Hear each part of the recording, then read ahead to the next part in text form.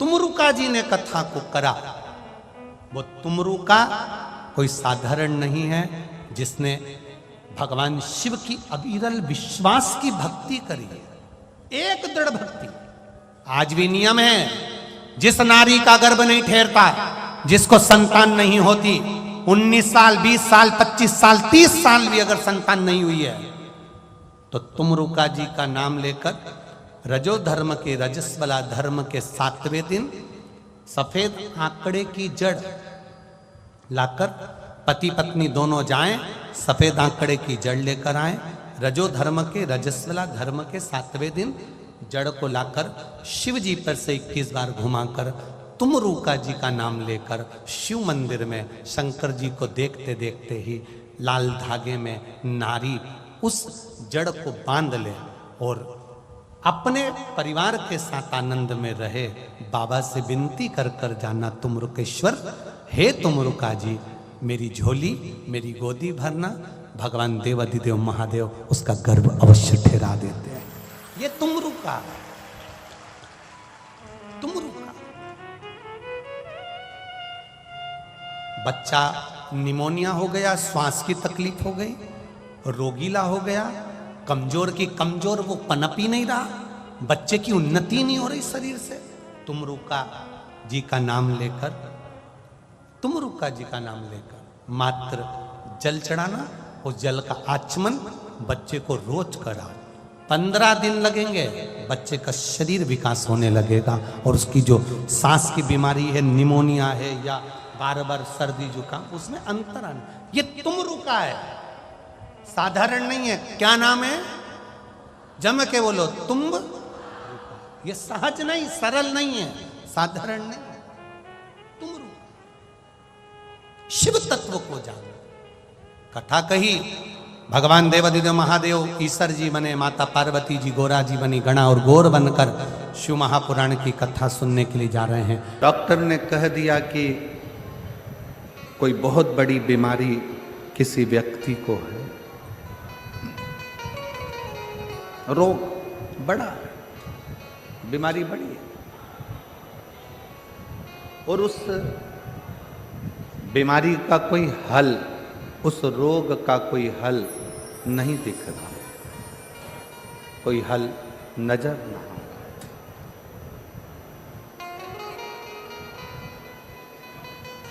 कोई हल दिख ना रहा।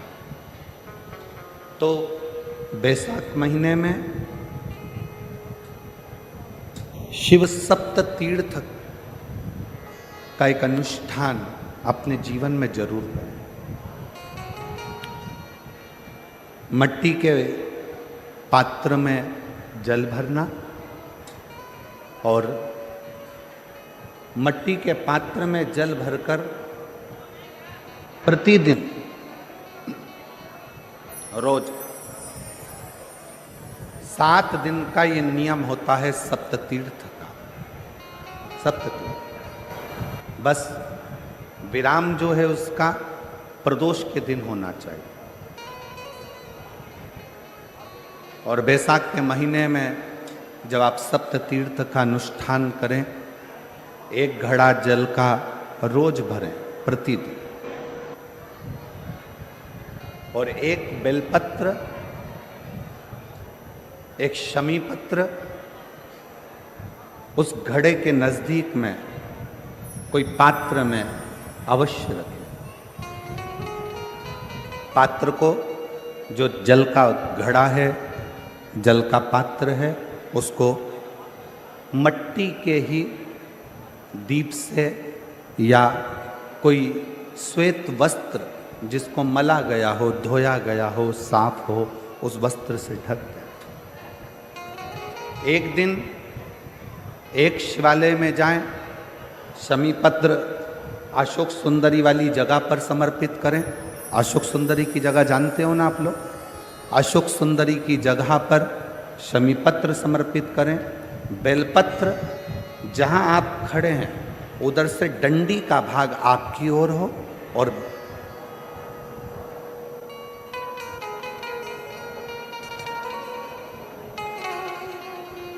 जहां आप खड़े हैं वहां डंडी का भाग संतान के लिए कर रहे हो तो वहीं से जल को एक कटोरी में, एक पात्र में झेल लीजिए। उस जल का आधा भाग नंदी के पास बैठकर आप ग्रहण कर लो, आधा भाग अपने पति को देना प्रारंभ कर दो।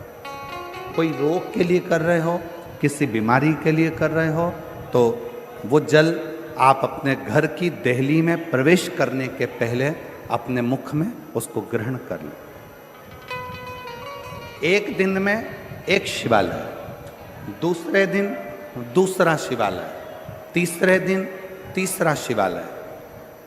अगर अपने नगर में, अपने गांव में, अपने क्षेत्र में 7 शंकर के मंदिर नहीं हो, यदि अपने गांव में, अपने नगर में, अपने क्षेत्र में 7 शंकर के शिवालय नहीं हो, तो मिट्टी का शिवलिंग बनाकर उस पे चढ़ाओ, पर रोज एक शिवालय अलग होना चाहिए। प्रदोष के दिन जब आप इस सप्त तीर्थ का विराम करेंगे, उस समय पर जल, जब प्रदोष काल आए, प्रदोष काल का जब समय हो जल चढ़ाओ सुबेरे, पर प्रदोष काल का जब समय हो उस जल का पान उस प्रदोष काल में कर लेना। प्रदोष को, जो प्रदोष काल में उस जल को शंकर का पंचाक्षर मंत्र नमः शिवाय, षडाक्षर मंत्र ओम नमः शिवाय या श्री शिवाय नमस्तुभ्यम बोलकर प्रदोष काल में उस जल का पान करें। बाबा को प्रार्थना करें, शिव से विनय करें। ये नियम केवल बैसाख के महीने में होता है, इसको बाकी के महीने में नहीं किया जाता है। इसको बाकी के महीने में नहीं करते, केवल बैसाख।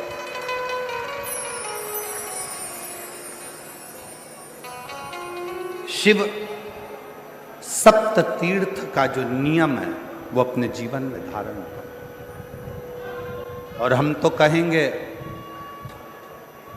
शिव महापुराण की कथा श्रवण करने वाले प्रत्येक बेटा बेटी से,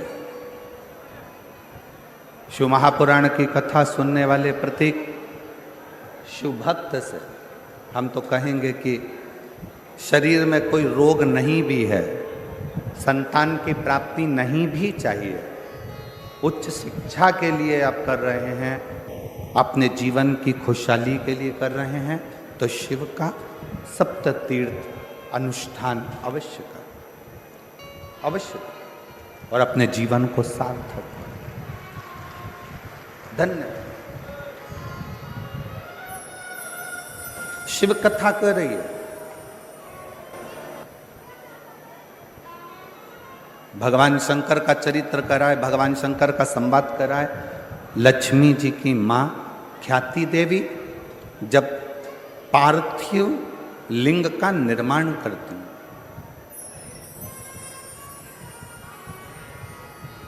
माँ ख्याति देवी जब पार्थिव लिंग का निर्माण कर कर पूजन करती है, तब भगवान शिव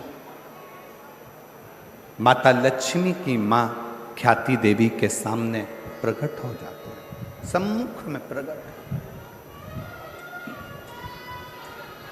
सामने प्रकट।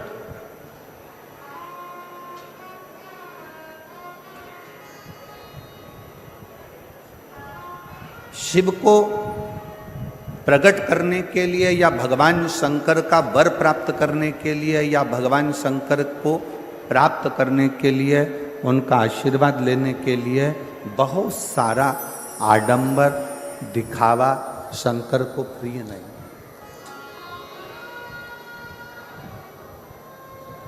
शंकर की प्रियता आपके मन की निर्मलता, आपके मन का शुद्ध भाव।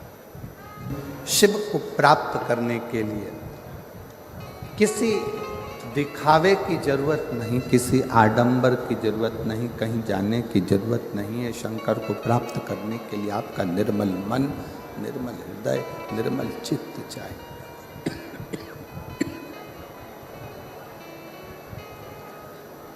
शुद्ध भाव, शुद्ध मन।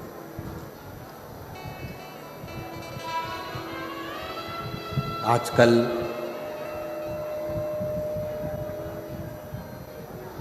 दुनिया के लोग कहते हैं 1 कुंटल शिव जी को दूध चढ़ाओ।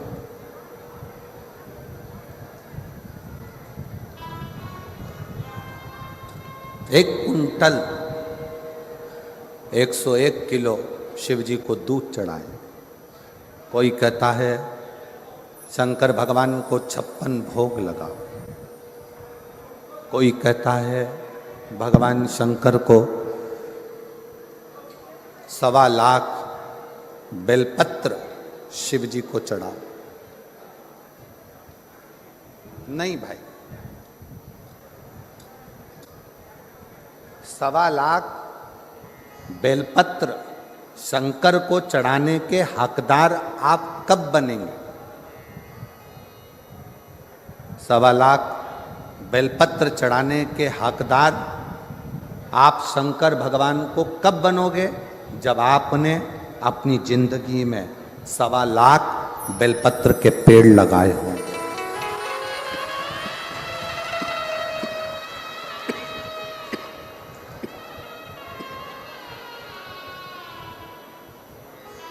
जब आपने अपने जीवन में 1.25 लाख बेलपत्र के वृक्ष लगाए, पेड़ लगाए,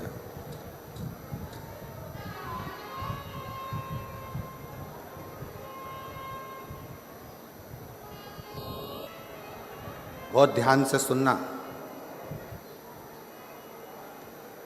बेलपत्री का एक पत्ता, बेलपत्र का मात्र एक पत्ता अगर भगवान शंकर का पंचाक्षर मंत्र नमः शिवाय, षडाक्षर मंत्र ओम नमः शिवाय, श्री शिवाय नमस्तुभ्यम कहकर मात्र एक पत्ता आप अगर शंकर के शिवलिंग को चढ़ाते हो तो वो 1.25 करोड़ पत्र के बराबर अपने आप हो जाता है। अपने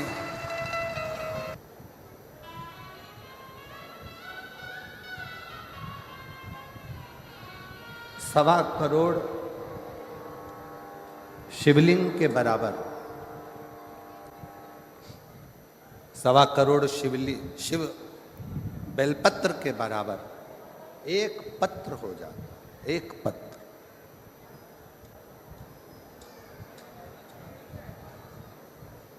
अब कोई तुमसे कह दे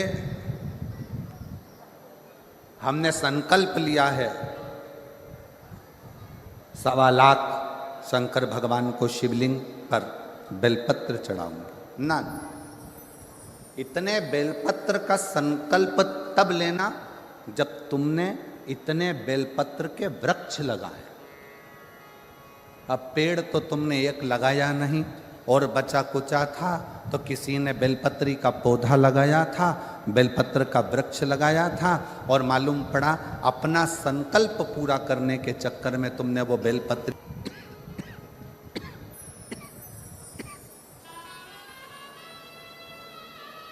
बेलपत्री का पेड़ एक नहीं लगाया और मालूम पड़ा अपना संकल्प पूरा करने के लिए, अपना लक्ष्य पूरा करने के लिए पूरा की पूरा वृक्ष, पूरा की पूरा पेड़, पूरा की पूरा वृक्ष आप लोगों ने वीराना कर दिया तो वो मतलब का नहीं। वो मतलब का नहीं।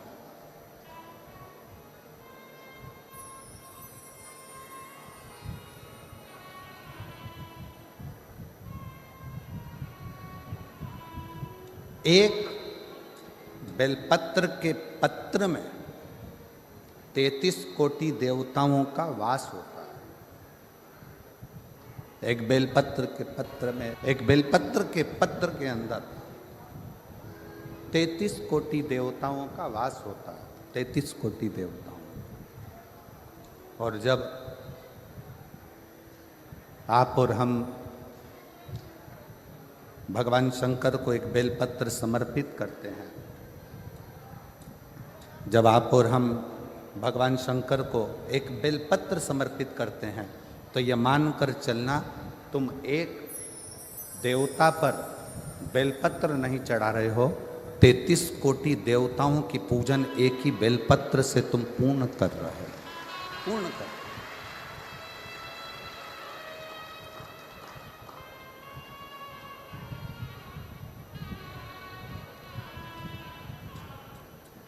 सारे देवताओं की पूजन, सारे देवताओं की आराधना, सारे देवताओं की अर्चना तुम एक बेलपत्र से पूर्ण कर ले रहा। एक बेलपत्र। माता ख्याति का यह चरित्र थोड़ा सावधानी से श्रवण करिएगा। माता ख्याति जब उनके पास में कुछ भी नहीं, शिव की आराधना, शंकर का भजन, शंकर का स्मरण, शंकर का कीर्तन, शंकर का मंत्र जाप, शंकर का नाम जाप, ख्याति देवी ने पार्थिव शिवलिंग का निर्माण किया, अर्चना करी। और जब ख्याति देवी ने भगवान शंकर के शिवलिंग का निर्माण कर कर, पार्थिव लिंग का निर्माण कर कर जब उसकी अर्चना करी, उसकी पूजन करी, शिव जी सम्मुख में प्रकट, भगवान शंकर सम्मुख में प्रकट। अब माता ख्याति ने ना तो 1.25 लाख बेलपत्र चढ़ाए हैं, ना माता ख्याति ने बहुत सारा नैवेद्य लगाया है, ना माता ख्याति ने बहुत सारा दीप मालिका लगाई।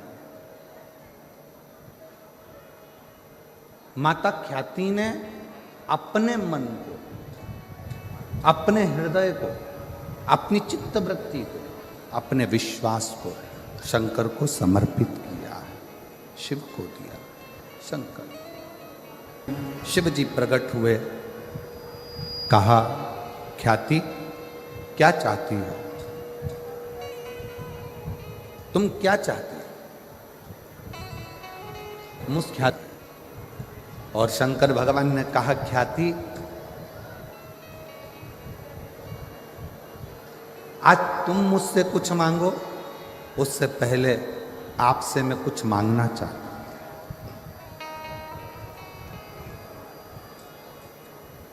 आज मैं आपसे कुछ मांगना चाहता हूं। शंकर भगवान ने जैसे ही कहा कि मैं ख्याति आपसे कुछ मांगना चाहता हूं, ख्याति प्रसन्न हो गई। जिस ओघड़दानी ने, जिस शंकर भगवान ने अपने ससुर हिमालय राज से कुछ नहीं मांगा, जिन शंकर भगवान ने अपने ससुर दक्ष प्रजापति से कुछ नहीं मांगा, जिन शंकर भगवान ने अपने नारायण से कुछ नहीं मांगा, जिन शंकर भगवान ने अपने देवताओं से कुछ नहीं मांगा, वो शंकर भगवान आज ख्याति से कुछ मांग रहे हैं। तो ख्याति देवी बड़ी प्रसन्न हो गई, बहुत प्रसन्न, बहुत प्रसन्न। मांगो। ओघड़दानी आज क्या मांगना चाहते हैं?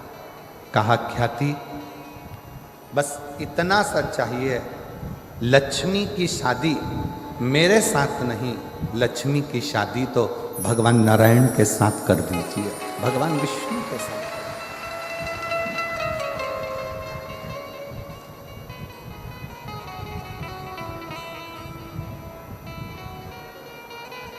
प्रभु ख्याति देवी ने कहा मैंने तो मन में संकल्प लिया था कि आपका विवाह लक्ष्मी से हो, लक्ष्मी का विवाह आपसे हो। भगवान शंकर ने कहा नहीं नहीं नहीं, मैं विवाह नहीं करना चाहता, लक्ष्मी से नहीं। आप लक्ष्मी जी की शादी तो भगवान नारायण के साथ करो।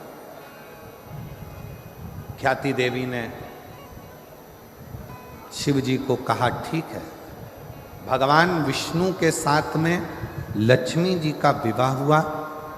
शंकर भगवान जब विवाह के मंडप में खड़े हुए थे, विवाह के मंडप में जब ओघड़दानी भगवान शिव जब खड़े हुए थे, तभी उसी समय पर उसी पल, उसी घड़ी, उसी क्षण भगवान नारायण ने भावर लेते समय लक्ष्मी जी से कहा, लक्ष्मी आपकी भावर मेरे साथ पड़ रही है, आप मेरी धर्मपत्नी बनने जा रही हो, पर मुझे आपसे एक वचन चाहिए, मुझे आपसे एक वचन चाहिए। कौन सा वचन? लक्ष्मी जी ने पूछा तो नारायण कहते हैं कि आप शिवालय में भगवान शंकर के चौखट पर, भगवान शंकर के शिवालय में आप सेवा के लिए प्रतिदिन जाओ,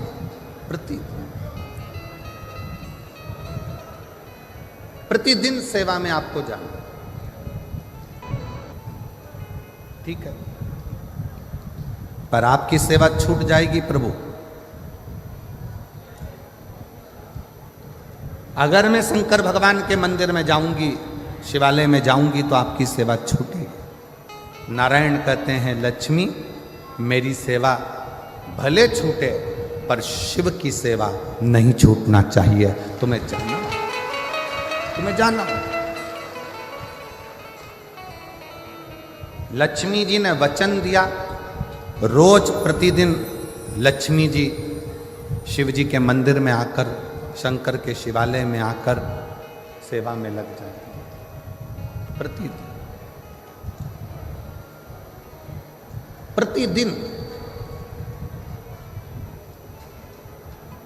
ये देखते देखते देखते देखते समय बीता। एक दिन भगवान शिव जी का ध्यान माता लक्ष्मी पर है।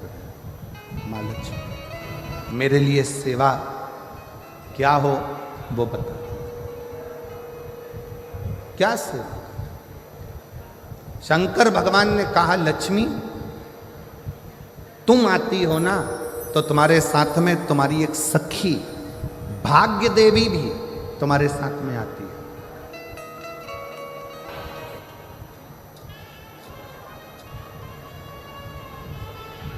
लक्ष्मी तुम आती हो ना, तो तुम्हारे साथ में भाग्य देवी भी आती है। तुम्हारे साथ में वो भाग्य देवी स्वयं आती है।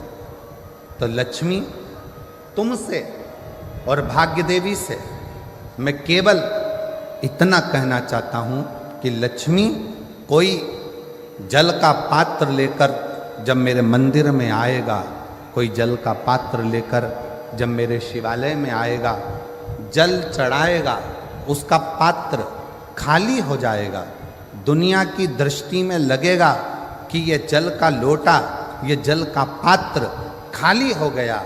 पर लक्ष्मी मेरा निवेदन है, वो जल का पात्र भले खाली हो, पर जो चढ़ाकर जल जाएगा उसके पात्र में तुम्हें बैठकर उसके दरवाजे तक जाना।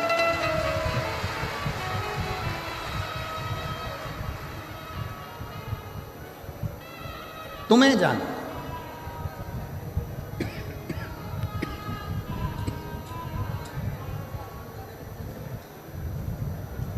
और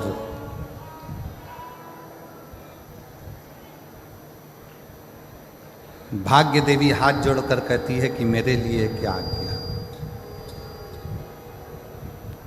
मेरे लिए क्या आज्ञा? शंकर भगवान ने कहा, भाग्य देवी तुम मेरी चौखट पर रहोगी, मेरे दरवाजे की चौखट पर भाग्य देवी विराजमान रहेगी। जो मेरे शिवालय तक आएगा उसके भाग्य को बदलने की जवाबदारी तुम्हारी रहेगी, उसका भाग्य तुम्हारा।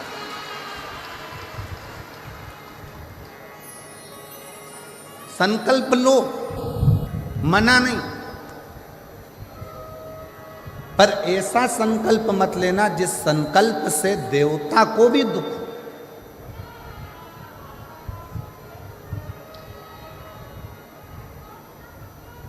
1.25 लाख बेलपत्र चढ़ाऊंगी, मैं संकल्प करती हूं 1000 लीटर दूध शिव जी पे चढ़ाऊंगी, संकल्प लेती हूं।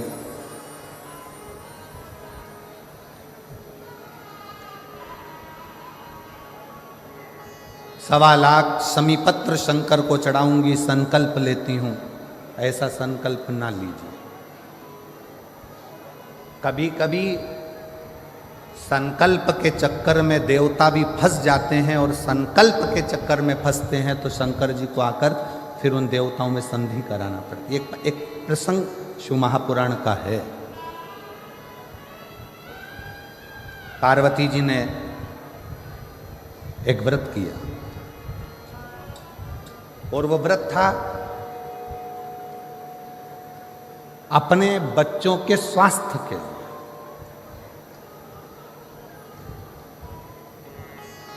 अपने पुत्रों के लिए, अपने बच्चों के लिए।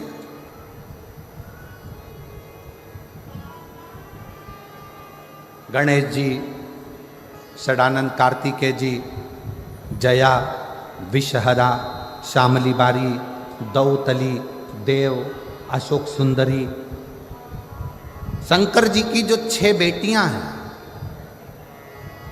शंकर जी के जो पुत्र हैं, उनके लिए मां पार्वती व्रत कर रही।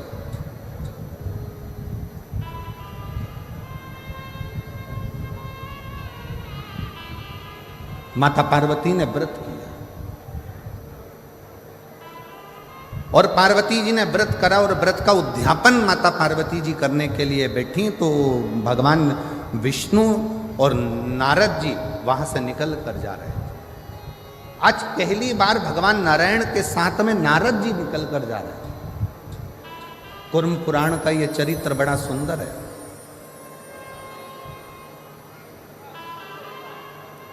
भगवान विष्णु और देव ऋषि नारद वहां से निकलते निकलते जा रहे। देव ऋषि नारद अपनी गर्जना के साथ, नारद जी चले जा रहे।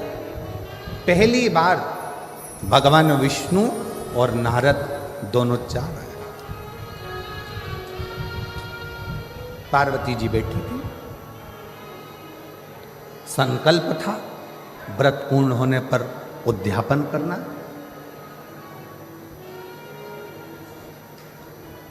आप उद्यापन कराने के लिए किससे विनय करे पार्वती? उद्यापन के लिए निवेदन किससे करे पार्वती? पार्वती जी ने भगवान विष्णु को आते हुए देखा, देव ऋषि नारद को आते हुए देखा, तो पार्वती जी ने हाथ जोड़कर भगवान नारायण और नारद जी का आदर कर कर कहा, मुझे उद्यापन करना है। मेरा एक संकल्प था, मैंने अर्चना करी, मैंने व्रत करा, मैंने पूजन करी, मैंने आराधना करी, और मेरा वो नियम पूर्ण हुआ है, और मुझे उद्यापन करना है। उद्यापन के लिए मैं किसको बुलाऊं? कौन मेरे इस उद्यापन को कराएगा? कौन मेरे उद्यापन को पूर्ण करेगा? कौन कराएगा?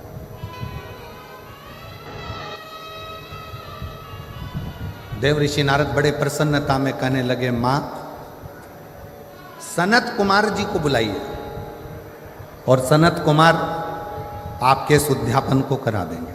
सनत कुमार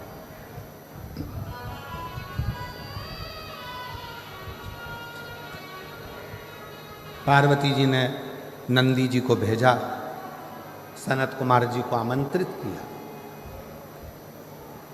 सनत कुमार उद्यापन कराना है, वो भी देवाधिदेव महादेव के यहाँ, पार्वती जी के यहाँ। जगत जननी जगदम्बा माता पार्वती और शंकर भगवान मेरे यजमान बनेंगे। बड़ी प्रसन्नता हो। सनत कुमारों ने विचार करा, चलो उद्यापन की तैयारी करो। पहुंच गए सनत कुमार। पार्वती जी ने हाथ जोड़कर विनय कर कर कहा सनत कुमारों से कि हमारा व्रत पूर्ण हुआ है, संकल्प पूर्ण हुआ है, और आप अब यहाँ हमारा उद्यापन करा दो। सनत कुमार ने कहा, उद्यापन तो मैं करा दूंगा, पर दक्षिणा क्या दो?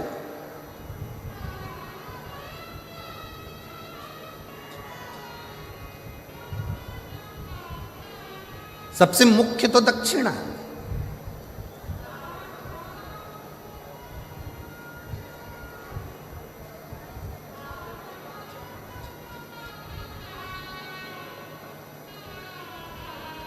आप दक्षिणा क्या दोगी मुझको? पार्वती जी ने कहा सनत कुमार जी जो आपको अच्छा लगेगा हम दक्षिणा में वो दे देंगे, आपको जो अच्छा लगे वो दक्षिणा में दे दिया जाए।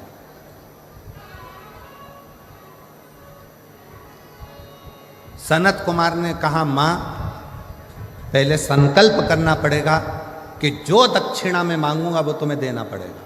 पार्वती जी ने संकल्प दे दिया कि तुम जो दक्षिणा में मांगोगे मैं वो दे दूंगी। अब अनुष्ठान पूरा हुआ, उद्यापन पूरा हुआ। उद्यापन पूरा होने के समय पर पार्वती जी ने जो संकल्प दिया था, इसलिए बहुत सोच समझकर विचार करना। शिव जी के मंदिर में जाओ, ऐसा कोई संकल्प मत करो कि मैं 1.25 लाख बेलपत्र चढ़ाऊंगी, मैं 1000 लीटर दूध चढ़ाऊंगी। शिव महापुराण में ये कुछ नहीं लिखा कि 1.25 लाख बेलपत्र दिया जाए। अगर वेद लक्षणा देसी गाय का मिल जाए तो वो 2 बूंद दूध भी अगर शंकर को चढ़ाओगे तो शंकर स्वीकार कर कर तुम्हारी झोली भर दे।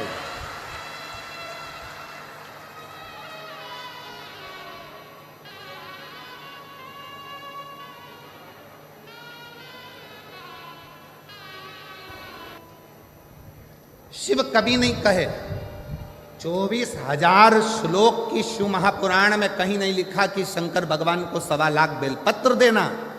इसमें कहीं नहीं लिखा कि 1000 लीटर दूध देना। यहां तो लिखा एक श्रद्धा का 1 बूंद दूध भी विश्वास की बेलपत्र के साथ शिव को समर्पित करोगे तो शंकर उस तुम्हारा कल्याण कर देंगे। उसको स्वीकार कर, स्वीकार।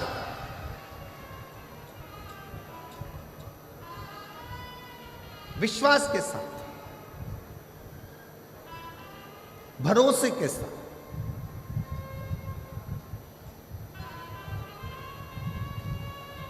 आपका भरोसा श्रेष्ठ होगा तो शिव मिलेगा। संकल्प ऐसा ना करा जाए जिस संकल्प में भगवान तुमसे दूर हो जाए। पुण्य करने के चक्कर में पाप मत कर बैठो। पुण्य करने जा रहे हो और मालूम पड़ा पाप कर्म कर बैठे तो वो पुण्य की कोई परिभाषा नहीं, कोई परिभाषा। भागवत जी होती है तो उसमें प्रसाद का वितरण होता है। राम कथा होती है तो उसमें प्रसाद का वितरण होता है। गीता जी होती है तो उसमें प्रसाद का वितरण होता है। हनुमान जी का कार्यक्रम होगा, भजन संध्या हुई तो उसमें भी प्रसाद का वितरण होता है। पर शिव महापुराण में कथा होने के बाद प्रसाद का वितरण भी नहीं होता। प्रसाद का वितरण भी नहीं होता। क्यों? पुण्य करते करते कहीं हम पाप कर्म ना कर बैठे। प्रसाद कहाँ बंटता है? धर्म की जगह पर। किटी पार्टी में कभी प्रसाद नहीं बंटता, शादी में कभी प्रसाद नहीं बंटता, 25वीं शादी की सालगिरह में प्रसाद नहीं बंटता, गोल्डन जुबली सिल्वर जुबली में प्रसाद नहीं बंटता, तुम्हारे बच्चों के जन्मदिन पर प्रसाद नहीं बंटता। प्रसाद हमेशा सत्कर्म की जगह पर, धर्म की जगह पर, मंदिर में, कथा में, सत्संग में, पुण्य की जगह पर प्रसाद वितरण होता है। प्रसाद बांटने वाला जब खड़ा होता है, प्रसाद देने के लिए अपना वाला आता है तो हाथ उसका ऐसा हो जाता है और पराया आता है तो हाथ ऐसा हो जाता है। पुण्य की जगह पर खड़े होकर भी वो प्रसाद बांटने खड़ा है। प्रसाद देने वाले का प्रसाद है, मंदिर का प्रसाद है, पर अपना बेटा आया तो हाथ ऐसा हो गया, अपनी पत्नी आई तो हाथ ऐसा हो गया, अपना वाला आया तो हाथ ऐसा हो गया, और दूसरा आया तो थोड़ा सा चल चल, और अपनी पत्नी आई तो तुरंत उसको ज़्यादा से ज़्यादा दे दिया, बच्चे को ज़्यादा से ज़्यादा दे दिया। धर्म की जगह पर खड़े होकर भी अगर तुम अपना और पराये का भेद करोगे तो नरक चले जाओगे। इसलिए शिव महापुराण में प्रसाद वितरण नहीं होता, क्योंकि शंकर यहाँ 24 घंटे रहता है।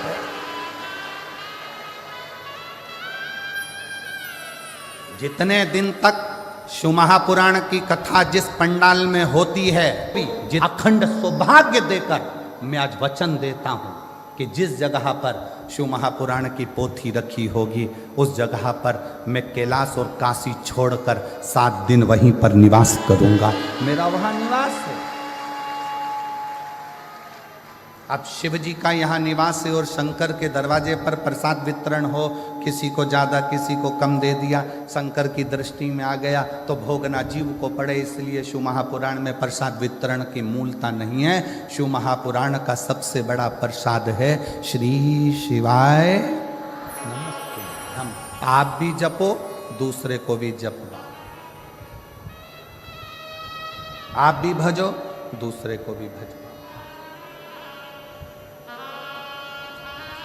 संकल्प ऐसा ना लो जिस संकल्प में दुख खड़ा हो जाए। 2 बूंद देसी गाय का अगर वेद लक्षणा गाय का दूध है वो शिव को स्वीकार, केमिकल का दूध शंकर को स्वीकार नहीं, शंकर को स्वीकार।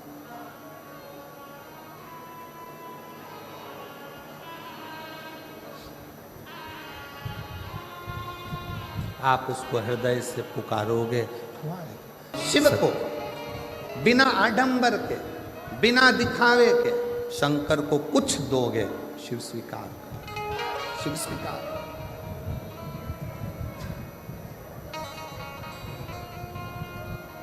शिव ने उसको स्वीकार, कोई ऐसा संकल्प ना ले।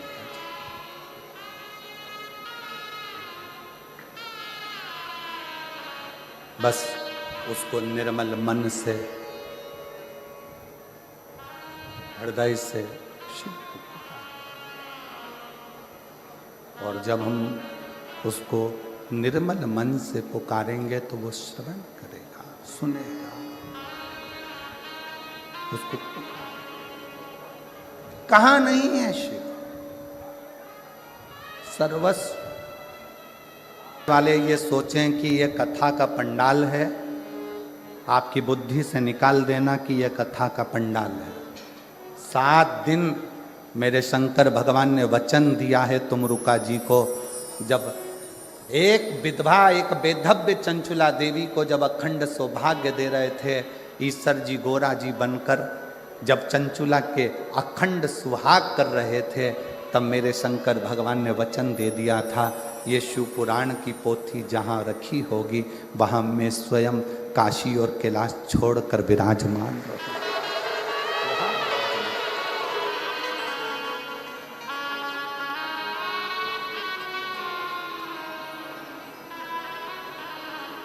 वहां और शिव जैसे हेलीपैड देखकर हेलीकॉप्टर उतरता है, वैसे ही शिव महापुराण की कथा जहां होती है वहां शंकर शिव के आश्रित, बिना दिखावे के, बिना आडंबर के, बिना कोई दिखावे के शिव को शंकर।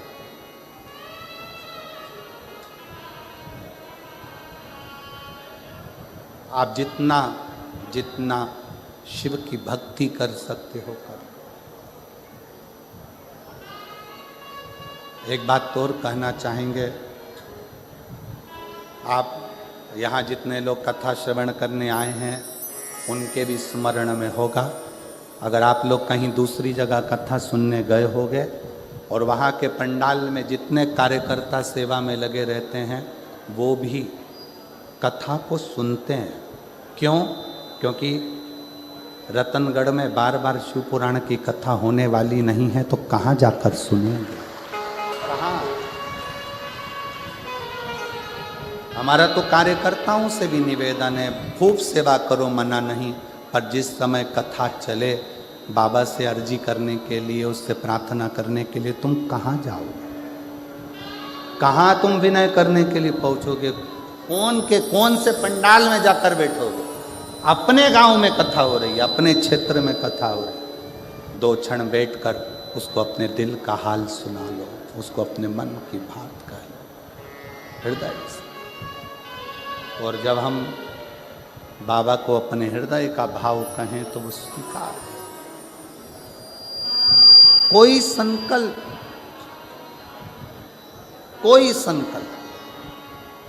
ऐसा न लिया जाए जिस संकल्प में भगवान का भी मन दुखे, हृदय शिव के उस भाव को अपने हृदय में तर सनत कुमारों से कह रहे,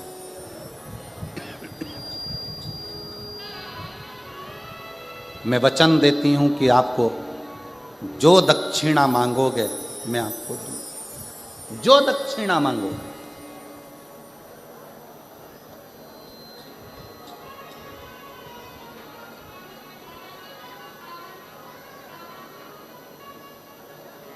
तेलुगु रामायण में एक बहुत सुंदर संवाद आता है रावण का।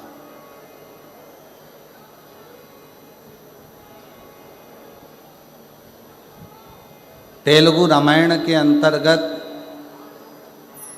एक संवाद रावण का आता है कि रावण जब दशरथ जी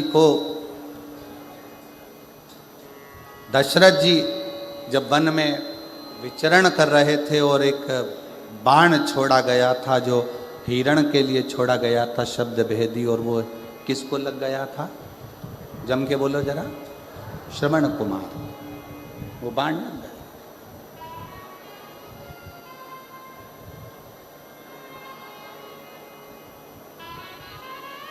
सुहांगी के बेटे को, शांतिन मुनि के पुत्र को वो बाण लगा। वो बाण लगा।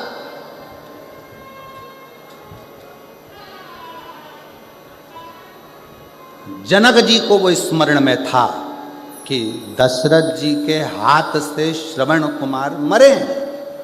श्रवण कुमार को बाण लगा, वो जनक जी के स्मरण में था।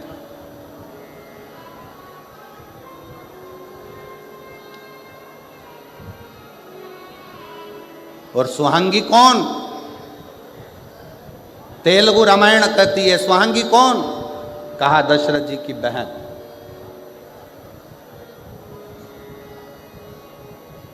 जैसे देव ऋषि नारद की एक बहन थी ऋषिका, वैसे ही दशरथ जी की भी एक बहन थी सुहांगी।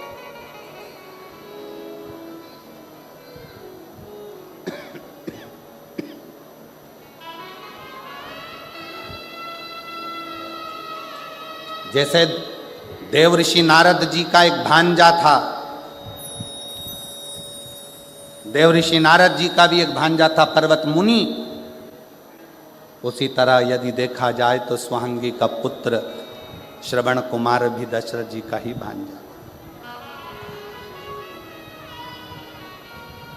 जनक जी के स्मरण में यह बात थी कि दशरथ जी के हाथ से श्रवण कुमार के प्राण छूट गए। श्रवण कुमार। जानकी जी जिस दिन से अयोध्या में आई तो उन्होंने प्रसाद ना पाया। पूछा क्या बात है, भोजन नहीं कर रही हो? कहा मैं कैसे भोजन करूं, यहां तो दोष लगा है भांजे की हत्या का। दोष मिटे कैसे?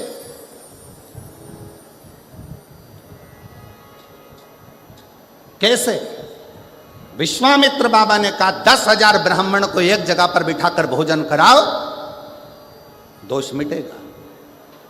जानकी जी ने सुन रखा था अपने पिता जनक जी से कि दोष को मिटाने के लिए कोई ऐसा ब्राह्मण घर में आकर भोजन करे जिसने कभी किसी यजमान के घर में भोजन ना किया।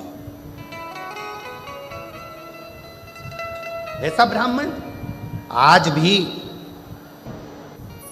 हमारे मध्य प्रदेश में नियम है, मारवाड़ का राजस्थान का नहीं मालूम, पर हमारे यहाँ ब्राह्मण देवता अगर भोजन करने के लिए बुलाए जाते हैं तो उनसे कह दिया जाता है महाराज जी तुम 2-4 घर में जीम के मत आना, हमारे घर में आकर जीमना। तुम 2-4 जगह भोजन कर कर आ जाओगे, फिर हमारे यहाँ कुछ नहीं खाओगे तो हमें पुण्य कैसे मिलेगा? श्राद्ध का समय है, आप यहाँ भी चले गए, वहाँ भी चले गए, वहाँ भी चले गए, और हमारे घर में आप आए तो आपने कुछ मुंह झूठा करा, कुछ भी ना खाया, तो हमको तो कोई पुण्य मिला नहीं। सीता जी ने कहा कोई ऐसा ब्राह्मण जिसने किसी जजमान के घर में अपना मुख झूठा ना करा, जिसका निमंत्रण कभी किसी ने ना करा, उसको बुलाया जाए। ऐसा ब्राह्मण कहाँ मिलेगा? तब किसी ने कहा ऐसा ब्राह्मण तो केवल एक ही है, और वो लंका का राजा रावण है। असुर है, राक्षस है, प्रवृत्ति राक्षस की है, पर हे ब्राह्मण। और उसको किसी ने भोजन करने नहीं बुलाया, क्योंकि उसकी प्रवृत्ति राक्षस की। ऐसे राक्षस को कौन अपने घर भोजन करने बुलाएगा? पाती लिखी गई, दशरथ जी के घर से रावण के यहाँ गई। मंदोदरी के हाथ में पत्र आया। मंदोदरी ने पत्र पढ़ा तो अपने पति के हाथ जोड़कर निवेदन करा कि आप ब्राह्मण कुल में जन्मे हो, परंतु आपने ब्राह्मण कर्म कभी नहीं किया। रावण कहता है मैं शंकर जी की पूजन करता हूं, यह ब्राह्मण कर्म नहीं तो और क्या है। मैं कंधे पर जनेऊ धारण करता हूं, ब्राह्मण कर्म नहीं तो और क्या है। मैं मस्तक पर त्रिपुंड धारण करता हूं, यह ब्राह्मण कर्म नहीं तो और क्या है। मंदोदरी कहती है यह ब्राह्मण कर्म अलग। मंदोदरी ने कहा अयोध्या के राजा दशरथ जी ने भोजन करने बुलाया है, जाओगे? रावण खुश होकर बोला मुझे? हाँ। रावण ने अपने मस्तक का मुकुट नीचे रख दिया और मुकुट उतार कर रावण दशरथ जी के यहाँ चला, क्योंकि रावण को मालूम था कि जिसके दरवाजे पर जा रहा हूं उन राम के दरवाजे पर जाने के लिए अहंकार के मुकुट को जमीन पर रखना पड़ेगा। अहंकार का मुकुट जब जमीन पर जाएगा तब मुझे राम मिल पाएंगे। रावण पहुंचे, दशरथ जी ने चरण धुलाए, भीतर प्रवेश कराया। आइए माना, भोजन करने बैठे। रावण से पूछा कि आप ब्राह्मण क्या भोजन करोगे, क्या बनाया जाए? रावण ने कहा जिसके कारण मैं भोजन करने आया हूं, भोजन वो बनाकर खिलाएगी तो मैं भोजन करूंगा। सीता भोजन नहीं कर रही थी और उसके कारण भोजन करने आए। सीता ने नियम लिया था जब तक कोई ब्राह्मण भोजन ना करे तब तक मैं भोजन ना करूं। सीता जी को बुलाया गया। रावण ने पूछा, सीता जी ने पूछा ब्राह्मण देवता बताओ भोजन क्या बनाया जाए। रावण कहते हैं सीता जी से भोजन तो मैं कर लूंगा, पर मेरी एक शर्त है। क्या? जो भोजन करने के बाद दक्षिणा मांगूंगा वो तुम्हें देना पड़ेगा। जानकी जी ने कहा ठीक है, जो दक्षिणा मांगोगे मैं दूंगी, आप भोजन करिए। ब्राह्मण भोजन करे। दक्षिणा देने की बारी आई तो दशरथ जी ने दक्षिणा देना चाहा, मना कर दिया। जानकी जी को बुलाया जाए। सीता जी सामने खड़ी थी रावण के। मांगो दक्षिणा में क्या चाहिए। रावण कहता है जानकी फिर विचार कर लीजिए, दक्षिणा में जो मांगूंगा वो देना पड़ेगा। देवता ऊपर से घबरा रहे थे, कहीं ये सीता जी की सुंदरता देखकर सीता जी को ना मांग ले। भगवान नारायण स्वयं शिव जी से कहते हैं तुम्हारा भगत भोजन करने आया है, कुछ आड़ा टेढ़ा नहीं मांग ले। सीता जी ने सामने खड़े होकर, शंकर भगवान ऊपर से मुस्कुरा रहे थे कि मेरा भक्त है, भोजन करने के समय पर ऐसा कुछ नहीं मांगेगा, चिंता मत करो। रावण कहता है जानकी जी वचन तो दे दो, जो मांगूंगा दे दोगी? हाँ वचन देती हूं, मांगिए क्या चाहिए। रावण ने कहा जानकी जी दक्षिणा में मुझे मेरी मुक्ति चाहिए, मुझे दक्षिणा में मेरी मुक्ति दे दीजिए मुझे। सीता जी की आंख से जल झलक गया। जानकी जी ने मन में विचार करा, मुक्ति देने वाली मैं नहीं, मुक्ति देने वाले तो राम हैं, मैं मुक्ति कैसे दे सकती हूँ। सीता जी ने कहा मैं अच्छे कुल की बहू हूं, पति से बिना पूछे कुछ नहीं दे सकती, पहले पति से पूछूंगी फिर दूंगी। पूछिए। सीता जी दौड़कर राम जी के पास गई। रावण दक्षिणा में मुक्ति मांग रहा है। सीता जी के शब्द सुने तो राम जी ने कहा दे दो उसको मुक्ति दक्षिणा में। सीता जी कहती हैं नाथ आपने तुरंत कह दिया कि दक्षिणा में मुक्ति दे दो। आपको मालूम है रावण को मुक्ति देने के लिए लंका में भक्ति को जाना पड़ेगा, और जब तक लंका में भक्ति नहीं जाएगी तब तक रावण को भी मुक्ति नहीं मिल पाएगी, तब तक रावण को मुक्ति नहीं मिल पाएगी। राम जी कहते हैं सीता मैं तुझे लंका भेज दूंगा, और जो सीता जी लंका में गईं रावण के हृदय में भक्ति का संचार हुआ। रावण को स्वप्न में भी राम दिखने लगे, तब राम जी ने जाकर रावण को मुक्त कर दिया। ये मुक्ति की कथा है, ये मुक्ति। संकल्प लो पर विचार कर कर, संकल्प लो पर विचारणीय होकर।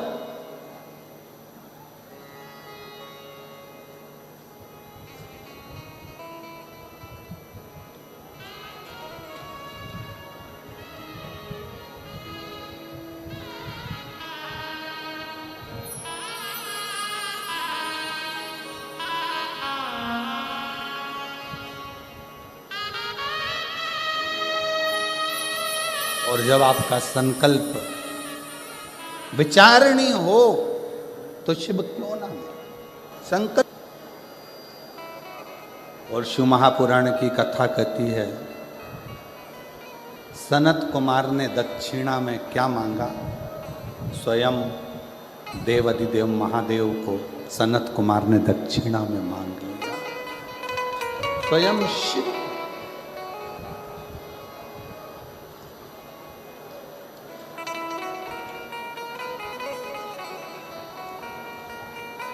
स्वयं शंकर भगवान को दक्षिणा में मांग लिया सनत कुमार।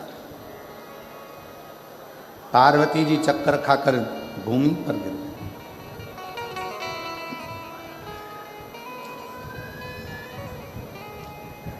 ये मांगा भी तो क्या मांगा? देवताओं ने समझाया,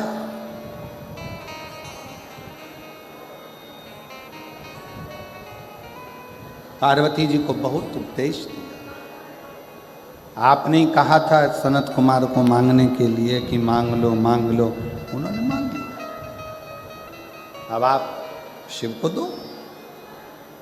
पार्वती जी बोली कि मैं शंकर भगवान को कैसे दे सकती,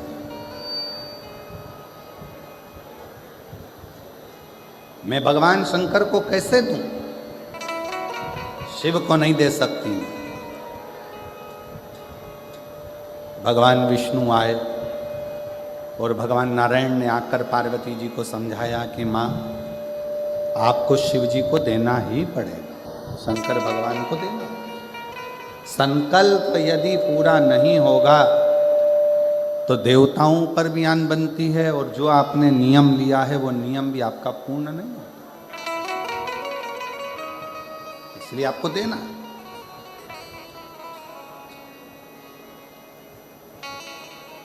1.25 लाख बेलपत्र का कोई संकल्प ना लीजिए।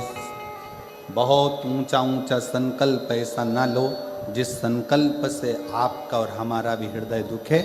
संकल्प ऐसा लो कि मैं रोज अपने घर के नज़दीक में जो शंकर का मंदिर होगा वहाँ 1 लोटा जल चढ़ाने रोज जाऊंगी। ये मेरे भीतर का संकल्प।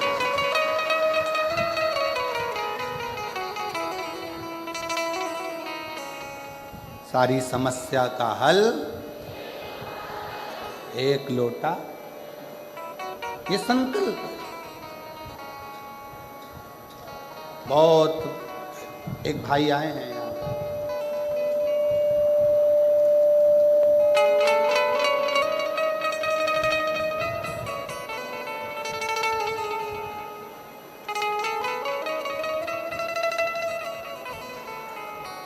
मेरा नाम अजय कुमार बांगड़ी है। मैं निवासी चिड़ावा, जिला झुंझुनू, राजस्थान का रहने वाला हूँ। कहीं बैठे हों तो हाथ हिला सकते हैं, कहीं पर बैठे हों तो हाथ हिला सकते हैं। आप ही हैं, आ जाओ। 1 लोटे जल का गुरुदेव क्या वर्णन करूं। कई वर्ष से एक फिसुला की गठान हो गई थी, और वो गठान डॉक्टर के हिसाब से वो ठीक नहीं थी। 22/3/2025 को मैंने वो डॉक्टर को दिखाया तो डॉक्टर फिर वापस बोल दिया कि ये गठान ठीक नहीं है और इस गठान का ऑपरेशन होना जरूरी है। और ये गठान आपको चेक कराना चाहिए, इसका ऑपरेशन होगा।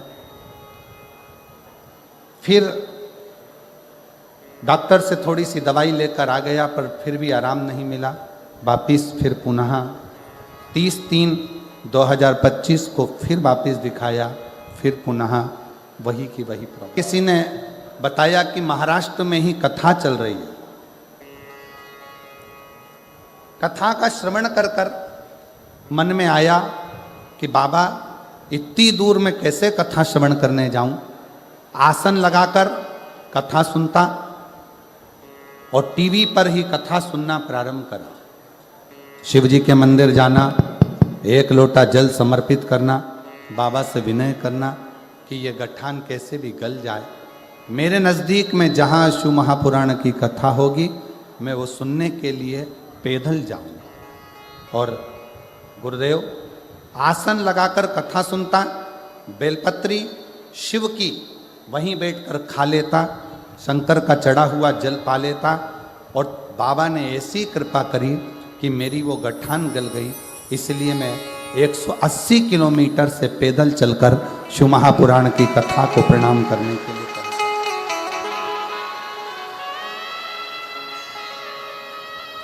मैं अपने गांव चिड़ावा जिला झुंझुनू राजस्थान से 180 किलोमीटर से पैदल चलकर रतनगढ़ पहुंचा हूं बाबा को प्रणाम करने। क्योंकि मैंने बाबा से विनय करी थी कि अगर मेरी गठान ठीक हो गई तो मैं पास में जहाँ भी कथा होगी वहाँ पैदल चलकर जाऊँगा। इसलिए यहाँ मैं पैदल चलकर आया हूँ। शिव तत्व किसको कहते हैं? शंकर की उदारता किसको कहते हैं? शंकर का गुणगान किसको कहते हैं? शिव तत्व किसको कहते हैं?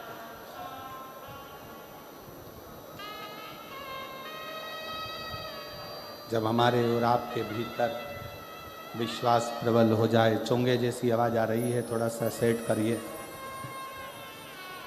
आपके और हमारे अंदर जब विश्वास प्रबल हो जाए, भरोसा दृढ़ हो जाए, तो शिव क्यों ना मिले, शंकर क्यों ना मिले। डॉक्टर के हिसाब से बेड पर रहना था, गठान बड़ी थी, बैठ भी नहीं सकते थे, चल भी नहीं सकते थे। पर बाबा की कृपा से 180 किलोमीटर से चलकर कथा के पंडाल को केवल प्रणाम करने के लिए कि शिव ने जो करुणा करी है, शिव ने जो कृपा करी है, उसको धन्यवाद देने के लिए। शिव तत्व पार्वती जी का संकल्प भारी था। सनत कुमार ने शिव जी को ही मांग लिया, भगवान शंकर को मांग लिया, शिव को मांग लिया।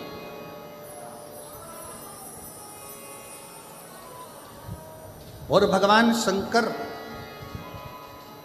देने के लिए भगवान नारायण, भगवान ब्रह्मा स्वयं आए और आकर कहा कि आप शिव को दे दीजिए सनत कुमार, दे दो, ये सनत कुमार को दे दिया जाए।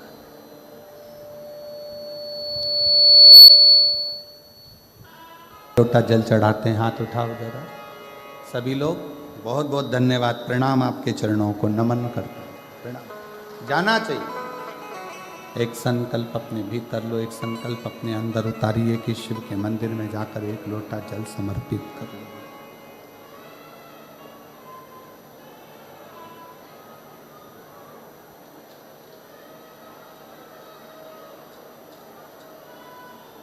शिव जी को दे दिया सनत कुमार को।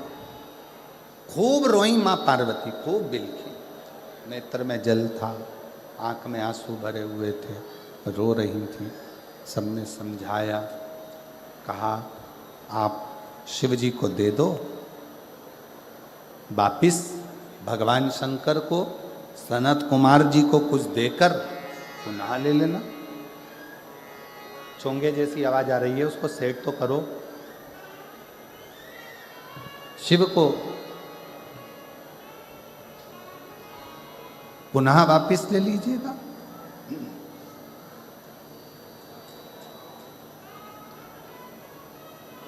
सनत कुमार जी को शंकर भगवान दे दिए गए। बाबा भोलेनाथ दे। अब शंकर भगवान को लेके सनत कुमार जी एक वीराने में बैठकर, जरा ध्यान देना, सनत कुमार जी जैसी चतुरता जिंदगी में रखना, मांगा भी पूजन की दक्षिणा में अगर कुछ मांगा तो स्वयं शंकर को ही मांग लिया कि मुझे मुझे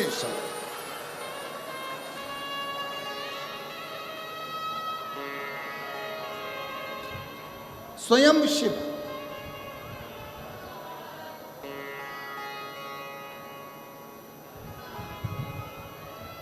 भगवान से अगर मांगना ही है तो शिव जी से उनका साथ मांगो, साथ मांगो।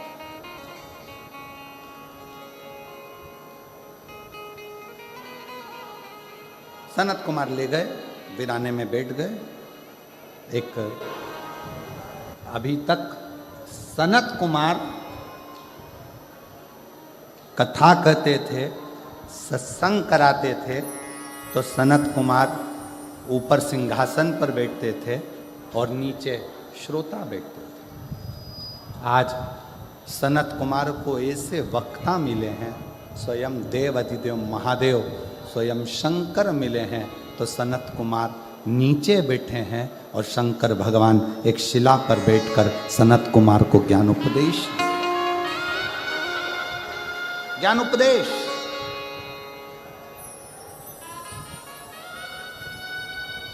जैसे